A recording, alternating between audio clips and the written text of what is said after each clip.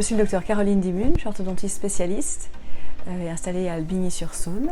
J'exerce en tant qu'orthodontiste depuis une vingtaine d'années maintenant. Je me suis installée dans un nouveau cabinet en mai 2022. Donc j'ai dû changer ma radio et pas mal de matériel, donc j'ai voulu faire un cabinet un petit peu high-tech. J'ai rencontré l'équipe Vatech quand j'ai commencé à parler radio et installation de la radio. Donc, à la base, j'ai fait mes études de chirurgien dentiste à Strasbourg et je suis venue en tant qu'interne à Lyon pour faire le CESMO, la spécialité d'ortho, que j'ai faite à Lyon, à la faculté de chirurgie dentaire de Lyon. Donc, je suis installée en libéral toute seule, dans le but de soigner vraiment une pratique familiale. Donc j'ai des enfants, j'ai des adultes, j'ai des gens un peu plus âgés aussi. On fait l'orthodontie classique par bague, traitement, interceptif chez l'enfant, mais aussi tout ce qui est gouttière, alignement. Et puis chez l'adulte, on va jusqu'à la chirurgie orthodontique. On est un cabinet qui propose aussi les orthèses d'avancée mandibulaire chez les ronfleurs. Voilà, ça c'est une pratique vraiment diverse et puis assez hétérogène.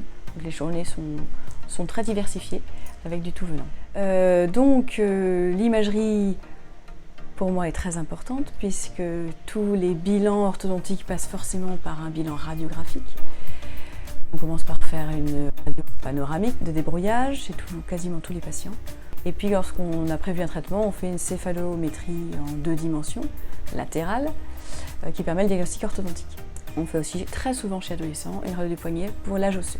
On a possibilité avec la radio que moi j'ai choisie, qui est la Green 2 de Vatech avec un grand champ, de faire aussi une acquisition en cone beam, donc avoir accès à des images en 3D. Jamais en première intention, c'est que pour un apport au moment du traitement, essentiellement chez l'adolescent, lorsqu'il y a par exemple une canine incluse, comme on voit là, pour définir ensemble l'axe de traction, pour définir avec le chirurgien lorsqu'on va dégager la couronne, où est-ce qu'on va faire le collage du boîtier.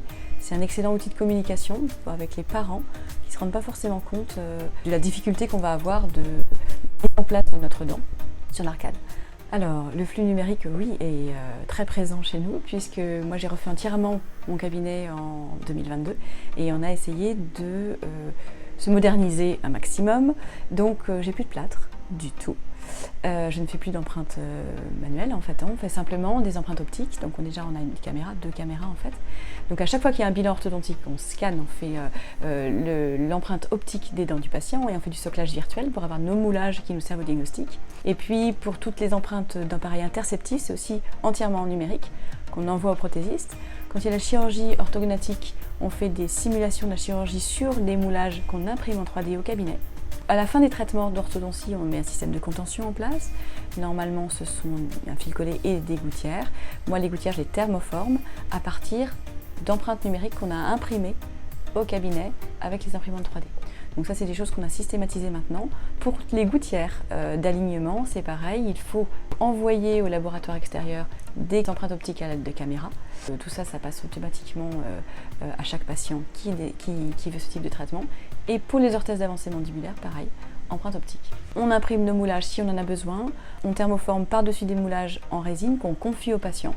Et puis, grâce aux fichiers issus du cone beam, les fichiers Leica, on va essayer maintenant de plus en plus pour les diagnostics par gouttière et pour la simulation des mouvements, de fusionner nos images issues de la caméra optique, les fichiers STL, avec nos images issues du cone beam pour pouvoir intégrer les racines dans l'alignement des dents et en 3D pouvoir simuler tout ça.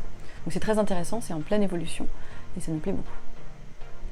Donc par exemple sur ce patient, si on veut voir ses voies aériennes, on va prendre la 3D avec les différentes coupes qu'on a ici.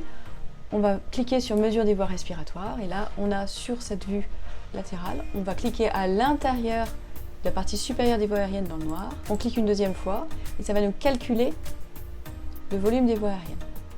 Alors déjà, ce qui est très intéressant ici, c'est de les voir ici.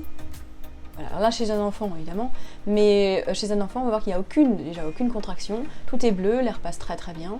Voilà. Et on va pouvoir visualiser s'il y a une constriction à un endroit ou si, quand il y a une constriction, chez l'adulte, c'est complètement rouge, on le voit très bien. Donc c'est plein d'outils diagnostiques qui vont être à notre portée en envoyer 2 clics.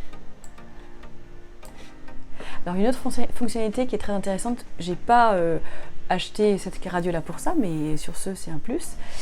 C'est le tracé automatique sur céphalométrie 2D. On a en quelques clics tout à notre portée, toutes les analyses possibles en ortho qui se font entièrement de manière automatisée par intelligence artificielle et qui est très précise. Donc là, je vais vous montrer, par exemple, sur cette patiente, si on veut lancer une analyse. Donc on a fait notre bilan orthodontique, le panneau et nous. On avait fait aussi une 3D au moment de l'attraction. C'est juste un exemple. Si on fait menu principal et qu'on va dans analyse, là-dessus, on va dans analyse, ici, et on va lancer traçage avec des vis. C'est le système de tracé automatique. Donc là, on va le lancer, il va calculer. Alors on peut demander l'analyse qu'on veut. Là, par défaut, c'était demandé tweet, la dernière que j'avais demandé, mais après, il y a toutes les analyses qui sont possibles. Donc on pourra voir après qu'on peut passer de l'une à l'autre. Il n'a pas besoin de retracer en fait. Il retrace, il trace une fois, plein d'analyses de tweet, mais je peux lui demander n'importe quoi. Tout y est. Par exemple, je lui demanderai caisse, hop, directement. Voilà. Quand je voulais avoir les valeurs, je vais aller dans le tableau d'analyse et donner toutes les valeurs, mais aussi on peut, par exemple, prendre cette vue-là où on va voir le tracé et puis effectivement déjà la divergence et tous les éléments du tracé en une seule vue. Alors on peut faire une copie d'écran, on fait une photo de ça et on le charge directement dans le dossier image de notre patient sur notre logiciel ortho. Résultat, quand on veut faire notre bilan, on a les radios, on a les mesures, on a tout. On n'est pas obligé de repasser dans les ortho.